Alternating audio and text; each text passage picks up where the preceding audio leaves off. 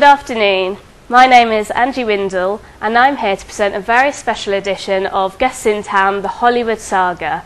And we're here to celebrate Himalaya TV's 4th anniversary, so we have some very special guests with us. We've got two of the actors from Hollywood movie Sold. So I have Seirah Royin and Neerja Naik with me today. Thank you both for coming in. Thank you for having us. I believe it's your first time in Nepal.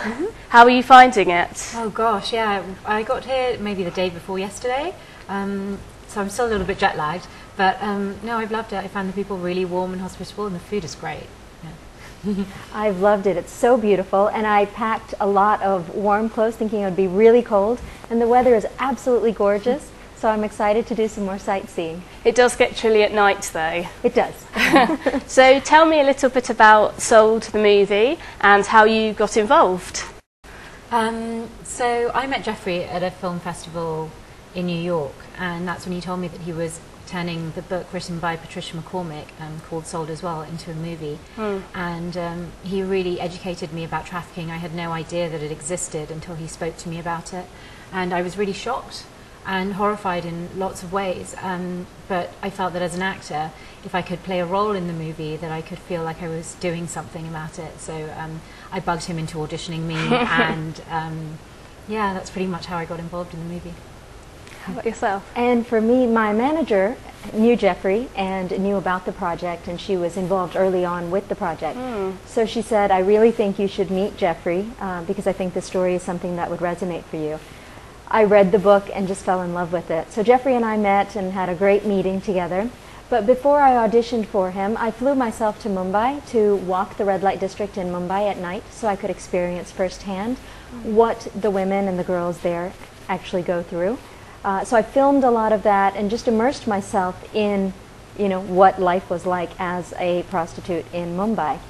So I sent that to Jeffrey and I said, now I'm ready to audition. And so he said, okay, I'll give you a chance to audition. And I did the audition on tape, sent it to him, and he called me the next day and said, I'm casting you. So what was it like working with Jeffrey and Jane? So Jeffrey Brown, the director, and Jane Charles, the producer, they're such passionate people. They're really keen to make this movie, so it's not just a movie, but it's a platform for change. How did you find working with them both? I think both Jeffrey and Jane are so generous when it comes to allowing people to creatively collaborate with them. They really allowed our input. They let us give our stamp on the character. And because they're so passionate about the issue, I think that was so contagious. Every single one of us who's involved with the film has ended up becoming an advocate as well. So long after the film has been released, I think we'll stay committed to this cause for a lifetime. So you play very different roles in the film. So you played the role of Anita, who is one of the girls that Laxmi meets in the brothel, but she's quite a feisty character, and she's still quite an empowered woman in some ways. So how did you find that working in that character? I think her strength and her feistiness was really written into the script. But what really brought it home for me was when we met with some survivors on set. And one of the ladies, she must have been in her 30s now, but she'd been trafficked when she was 13 or 14. And they really, truly are survivors, And she had such a brightness about her and so much life. And just being in her presence, I could feel that strength that she had. So I was really inspired by her to bring that strength and that feistiness to Anita. And yeah, I just think Anita's such a wonderful character, and I like to think of her as really kick-ass. Yeah, she is. She's one of my favourite characters in the film. Oh my gosh, that's so cool. Yeah, she's. Thanks for saying that. Yeah, no, she's just great. She's an inspiration to me, and I think she's very heroic in lots of ways.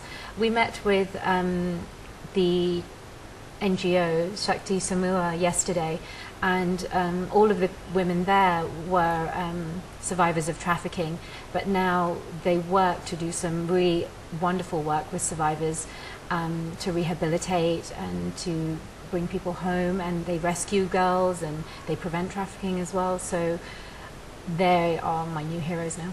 Yeah. So you're both brand ambassadors for Child Reach International, and you're also here to promote their campaign, Taughtnottrafficked. Can you tell me about that?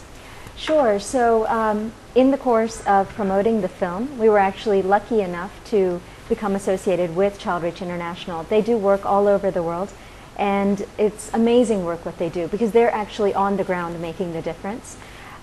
So I was honored when they asked me in London to be a part of their campaign, Taughtnottrafficked.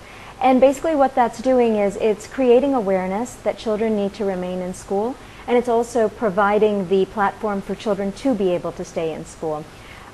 Children are 80% less likely to be trafficked if they remain in school. And you know, some of the practical problems is that oftentimes children walk so far to school, like 1 or 2 hours, they're exhausted when they get there, and they don't have a hot meal throughout the entire day. And you can't learn when you're hungry. So they're also advocating and putting in place a system to be able to provide lunches for the children. Another practical problem is that there aren't sufficient toilets in the school facilities. So when a girl reaches the age of puberty, it becomes very difficult for her to continue going to school, and that's why most of them end up dropping out. And when a girl drops out at a young age of puberty, she is far more likely to be trafficked. And the global age for trafficked children is 12 to 13, so it's at that very vulnerable age. Okay, so the emphasis here is on education, so education is a way of prevention, but of course this is a problem that is in Nepal, but it's not just in Nepal. So it's all over the world. It's in the United States and the UK. What do you hope this film will achieve? Well, I think it's already started to achieve what I really hope it will. I think when people watch the movie, you can't help but be moved and feel like you want to contribute something and like you want to do something about it. And that's why campaigns like #TaughtNotTrafficked are so important. So yeah, I'm really excited that we have a new website as well, www.taughtnottrafficked.com. And yeah, I just want everybody to go and check out the program, see what they're doing, because Child Reach are doing some really wonderful work. Yeah, I hope that the movie brings lots of awareness to it, and that people are moved to act and do something about it. I think for us, we found this project, and so we were able to contribute something, and also through being ambassadors for Child Reach International, we're now able to do something. So I hope that everybody can feel empowered to do something about it. So you play the role of Mrs. Tripathi, who is an NGO worker. So how did you find getting into that kind of a role? Did you do any research beforehand? I did. I actually, when I was in Mumbai, I spent a good amount of time working with the Rescue Foundation in Mumbai. They're doing tremendous work there. So I got to really see the type of work they were doing, and also see some of the problems that they do encounter. For instance, oftentimes when they're going to set up a raid, they can't even notify the police in advance, because then the police will, tip off the brothel owners and they hide the children. So things like that, I wasn't really aware of the inner workings of the NGOs. So they were very generous, again, to allow me to have so much access. And then I also met with a number of survivors, spending time sort of understanding their mental and psychological state. Because, that would be the work that the NGO would be doing. Once you rescue the girl, it's not that, okay, now she's safe. You really have to bring her back to life, allow her to feel safe, and then create a real life for her once she's, out of the NGO. Well, the film has got actors from all over the world, India, Nepal, UK, US. What was it like working with some really well-known actors, for example, like Sushmita Mukherjee? How did you find that? Oh gosh, no, Sushmita was amazing to work with. She was so fantastic. She was terrifying. Yeah, and just having that as an actor, I mean, for me playing a survivor of trafficking, to have her energy to sort of feed off of, I feel like she went really deep and she really brought that character to life. So to have that to react off is like a gift for an actor. Like, we can't really ask for more. It was amazing. Do you have any favourite characters from the film, apart from your own, or? Well, then, if it's apart from your own, I'll let Neerja answer that. But I feel so protective of Laxmi, and I think my role in the film is to rescue the girls out of the brothel. So immediately, I just bonded with Neerja, who plays the role of Laxmi, and she's done a beautiful and brilliant job in the film, bringing that character to life. So she carries the film, and she knew going in that she would have to carry the film. And I have seen the film screened in several different countries now, and every single place the audience has really resonated and loved the film. And I think the credit goes quite a bit to her and bringing that character to life. Do you have a favourite character? I have a favourite character, and it's really selfish because it's my own. I love Anita. I just love her. I think being able to play her and just seeing her character, I absolutely love her. I think she's great. Apart from Anita, of course, Laxmi, and there's Saptarshi, who plays the little boy Harish in the movie. He's so charming. Yes. Just on screen, he just lights up. He's like a little firecracker. So I love his character as well. He really brings some brightness to the movie, which is very important. So you've seen the film being shown in a few different places now, and how have you found the reaction so far? Oh gosh, I love the reaction in London. Yeah, we went to the London Indian Film Festival and we actually won the audience award there. So the audience were very receptive. They really loved it. When we were leaving, I saw everybody putting 5 on their cards. So you can't really ask for more than that. And I'm from London, so where trafficking is an issue there as well. There are around 5,000 people who are survivors of trafficking who are held in London at the moment. Against their will, so it was really important for me that the London audience appreciated it. And for me, I come from Hollywood, where no matter how great a film is, people are generally reserved and they don't ever become overly enthusiastic about a film. And my first time seeing the film with a large audience, it was about 800 people, at the end of the film, when Jeffrey and Jane walked up to start the Q&A, the entire theater stood up spontaneously and gave them a standing ovation, which I've never witnessed in Hollywood before. So that was just such a moving experience to see that it touched so many hearts. And again, everywhere we have gone, it's incredible how many people come up and say, I really want to do something, I'm committed to being a part of the solution. And that's so gratifying. It must feel great to know that you are part of something that is really creating change. Do you have any advice for people or tips for how they could get involved? Or I think, especially in Nepal, I mean, if you look up Child Reach Nepal and go to the website Taughtnottrafficked.com, and just when you're tweeting #Taughtnottrafficked, I think if you can look into it and perhaps even volunteer at Child Reach Nepal, that would be really great. We do often refer people to the local organizations that are doing really important work locally so they can get involved. Okay. But I've also found, and we encourage this when we do screenings, that so many times members in the audience are inspired and they have great ideas too. So we welcome them to share the ideas with us or share it with organizations like Child Reach International. Our site is www.soldthemovie.com. So we tell people you can certainly join our email campaign and share your ideas with us also. I think collectively we can really come up with ideas and be a part of the solution. And finally, what are you doing over the next few months? Are you largely going to be doing the circuits to promote this film, or have you got other plans? Oh gosh, yeah, no, I think we're probably very busy sort of doing stuff for the movie, auditioning for other movies, and I've got my fingers crossed for a couple of projects, so yeah. And primarily I think the next few months is definitely rolling this campaign out. This is much more than a movie, it's become a movement. So I think when we are so involved in that process, so I think really, dedicating a lot of the next few months to getting the word out and getting people involved.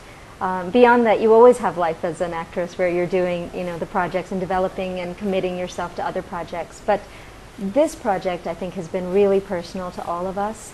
And so we're really putting our hearts and souls into making sure it reaches the world. It does seem that way, so many of the actors have come together to really raise awareness of this subject. When is the film out? Will it be next year sometime? So it should be released theatrically in 2015. We don't have an exact date for the release yet, but it'll definitely be in 2015. And so yes, please look for it in the theaters and go and support the film. Well, so this film really does bring to light the extent of trafficking all over the world. In Nepal alone, I believe it's 20,000 children are trafficked from Nepal every year. What have you learnt from making this film? Yeah, no, it's interesting you mentioned that number, because I think that was something that I really was shocked and really surprised about, were the numbers. I mean, in the world at the moment, there are 27 million people, and this is women, girls and boys and men, who have been trafficked around the world and who are being held captive. I mean, that number is just massive. It's mind-boggling to think of. And, you know, it's a massive industry. I think it's a multi-billion-dollar industry in the world. And like you said, I mean, 20,000 girls are at risk of being trafficked every year. But actually in India at the moment, there are 200,000 Nepali girls working in the sex trade in India. So the numbers are absolutely staggering. I mean, trafficking is actually a very complex subject. Have you learned anything about how this comes about? I did learn quite a bit about trafficking in the sense that oftentimes the girl is trafficked by somebody that she knows and knows well. So there's a trust factor right away. One of the things is the survivors at the border crossing, what they've started doing is having survivors stand at the border crossing because they know what to look for, they know the signs, and so oftentimes they're able to intercept a girl who might be at risk of being trafficked. But you know what becomes difficult is that the traffickers are smart also. They know the times that the women will be standing there, and so they avoid those times, or they take alternate routes so that you don't need to pass through those border crossings where there are survivors intercepting. So it's always trying to stay one step ahead, and that makes it a little bit more challenging.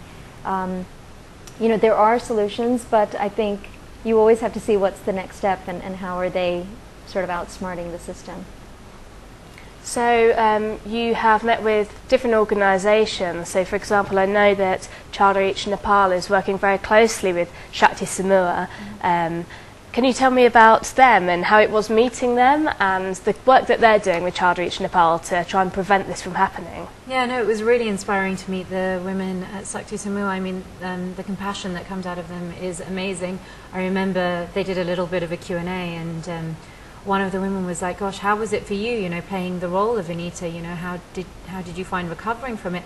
And I just thought, gosh, here's someone who's really been through it, and she's worried about me as an actor. Like how compassionate and how inspiring is that?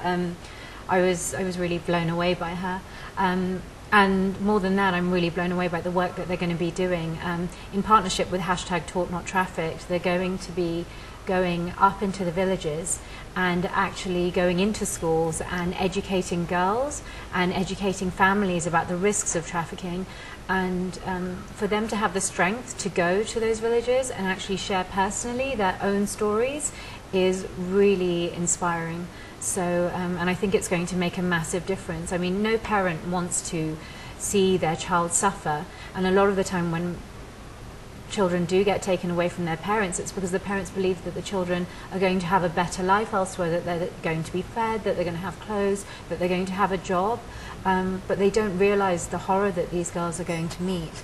So for the survivors of Shakti Samua to go up there and to educate the parents and really tell them, no, look, this is what happened to me, you know, be careful, I think it'll really help prevent the problem right at the source. And you're right, it must take so much strength and courage to do that, but so important because really there's so many different types of people that need to be educated to raise awareness and to prevent this from happening. What are your hopes for this film in being like a tool for change and an education tool really to raise awareness of this? Well, I think all change begins with awareness. There's a great story that we've told. The book Sold by Patricia McCormick, which is what has inspired this movie, has been translated into 32 languages, so it's read all around the world. And there were 3 girls who were actually being trafficked. They were on a bus, this was from Nepal into India, and they had read the book Sold. So as they were in the process of being trafficked, they realized what was going on and they jumped off the bus and saved themselves.